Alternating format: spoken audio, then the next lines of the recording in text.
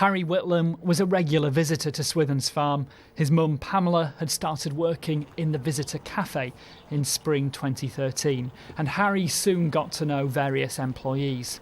He loved animals and was keen to help out where he could.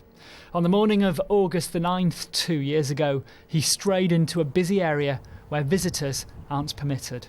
It was in that working section of the farm, away from the public areas, that a tractor reversing a slurry tanker backed into Harry. He fell under the wheel and suffered devastating head injuries. His mother rushed to the scene and attempted to comfort him. He was airlifted to Leeds General Infirmary, where he later died.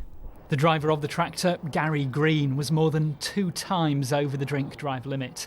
He'd been drinking in a pub and at home the night before, but has escaped prosecution because the accident wasn't on a public road, a fact highlighted by Harry's family's legal team. The family believe that there should be a change in the law so that it is illegal to be in control of a vehicle whilst under the influence of alcohol or drugs, wherever that vehicle may be.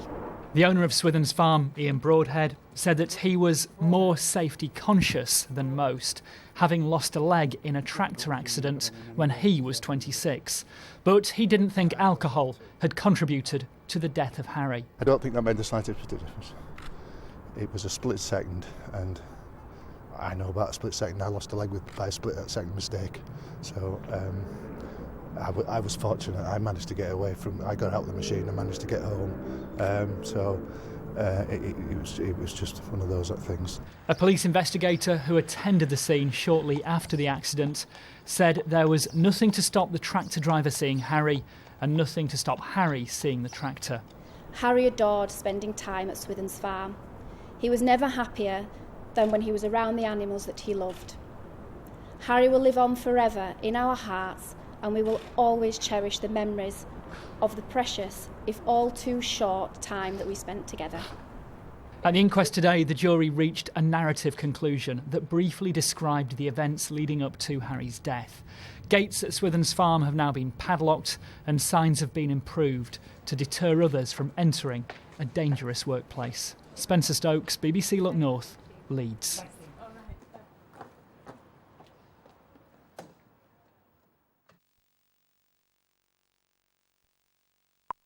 I don't want to remember that day. I just don't want to remember that day when... That's one... I've just always blocked it out. Just always blocked it out. Tried to, sort of just remember my happy times with him.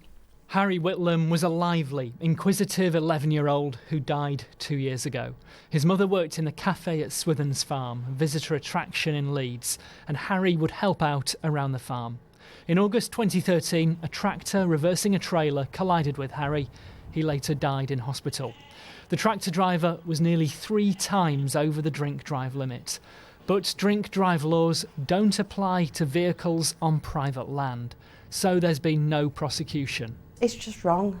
I just want the law to be changed to say that drink driving is an offence wherever you are. To be drunk in charge of a vehicle, regardless as to whether you're on private land, public road or anywhere, you've got a responsibility, and you should not be drink driving anywhere whatsoever. Pamela's campaign has legal backing. Today she met with her solicitor to discuss where she goes from here. And she's determined some good will come from the tragic loss of her son. Amending legislation or closing a legal loophole can't be done quickly or easily. And Pamela accepts that her campaign will need time and political support if it is to succeed. The first steps have been made in terms of the mother's campaign and engaging with her local MP, and we're going to be supporting her every step of the way for as long as it takes to make sure that this gets changed. We need effective legislation, effective prosecution and effective deterrence. Pamela will take advice from her MP next week, the start of a process that may one day see the law changed so that drink driving is illegal wherever you are. I don't want to be remembered to say, oh, do you remember what happened to that little lad? You can get off a drink driving offence that way. Do you remember this? No, that's not what his memory is for. It's not there to help people escape drink driving offences. It's to help people stop. It's to help people stop and think, what happened to that child could have been their child. I want his name to live on for positive reasons.